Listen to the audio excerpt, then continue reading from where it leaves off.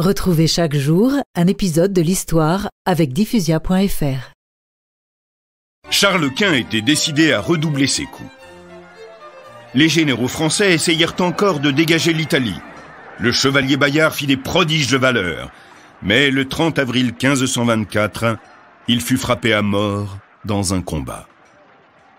Je veux mourir, le visage tourné vers l'ennemi. Il rendit ainsi son dernier soupir. Après 8 mois de campagne, il fallut reculer. Cette fois, la route du Midi était ouverte à l'invasion. Les impériaux entrèrent en Provence et mirent le siège devant Marseille, qu'ils échouèrent à prendre.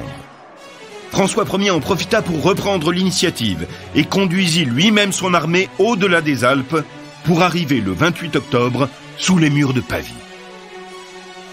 À Pavie, François Ier engagea la bataille dans la hâte.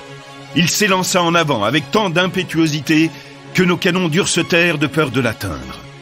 Bientôt, isolé au milieu de la mêlée, ses meilleurs chevaliers étant tombés autour de lui, le roi dut se rendre.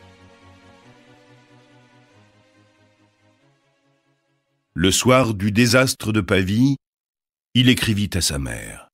« Tout est perdu. Fort l'honneur. »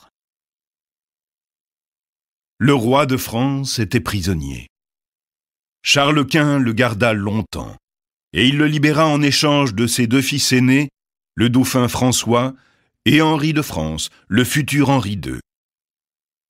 Il lui fit aussi promettre de lui donner la Bourgogne, mais les Bourguignons voulurent rester français. Nous, Bourguignons, nous refusons d'être sous le joug de Charles Quint.